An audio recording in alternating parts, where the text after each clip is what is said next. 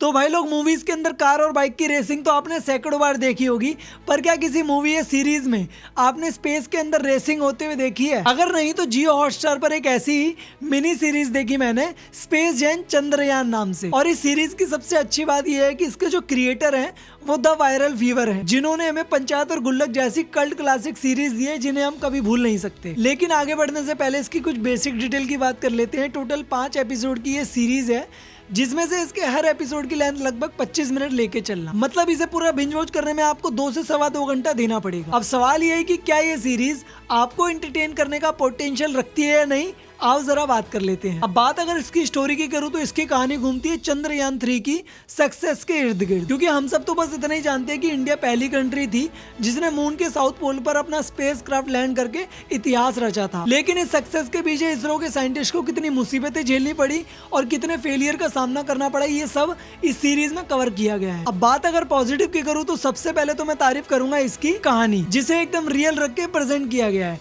न फालतू का हीरोइज्म, न फालतू के डायलॉग, ताकि देखने वाले को भी ये बिलीव हो कि सामने जो चल रहा है वो रियल है, फिक्शनल नहीं। और इसके हर एपिसोड का एंड एक ऐसे मोमेंट पर होता है जिसे देखकर आप कहोगे यार ऐसा नहीं होना चाहिए था, और उसी क्यूरियोसिटी के चलते आप इसका नेक्स्ट एपिसोड देखने पर मजबूर हो जाते हो। बट इस पूरी सीरीज में मुझे सबसे बढ़िया लगा इसका 4th और 5th एपिसोड। अब देखो, पता तो मुझे भी है कि मिशन चंद्रयान सक्सेस हो चुका है और इस सीरीज में भी सक्सेस होगा, लेकिन देश के साथ जो हमारी इमोशनल बॉन्डिंग जुड़ी हुई है, जिसकी वजह से 4th एपिसोड के एंड में जब मिशन फेल होता है तो आपको अंदर से बुरा लगेगा कि यार ऐसा नहीं होना चाहिए था। और भाई इसके लास्ट एपिसोड में जैसे ही मून पर हमारा स्पेस क्राफ्ट लैंड होता है तो सीरीज में एक ऐसा मोमेंट आता है जब सब चेयर कर रहे होते हैं उस मिशन की सक्सेस को लेकर। तो भाई वो मोमेंट ऐसा होगा जब आपका भी मन करेगा कि खड़े होकर आप भी चिल्लाना शुरू कर दो। लेकिन इस सब के अलावा कुछ नेगेटिव पॉइंट्स भी है सीरीज में। पहला तो ये कि इसमें आपको इमोशनल एंगल तो फील होगा, लेकिन सिर्फ कंट्री को लेकर, जबकि इस सीरीज में एक एक्टर है, उनकी स्टोरी को इस मिशन के साथ कनेक्ट करके दिखाया गया है कि ये मिशन उनके लिए कितना जरूरी है, बट उनके इमोशन से आप उतना कनेक्ट नहीं कर पाओगे जितना करना चाहिए। दूसरा ये कि एपिसोड छोटे होने के बाद भी कई जगह बोरिंग फील होने लगते हैं, और ऊपर से कई जगह इतनी टेक्निकल चीजें डाल दी गई है कि आप कंफ्यूज हो जाओगे। आई नो ये सीरीज इसरो साइंटिस्ट की है, तो टेक्निकल चीजें तो इसमें होंगी जो कंफ्यूजिंग लग सकती है, बट इसी टॉपिक पर कई और मूवीज भी हैं जो कहीं से भी कंफ्यूजिंग नहीं लगती,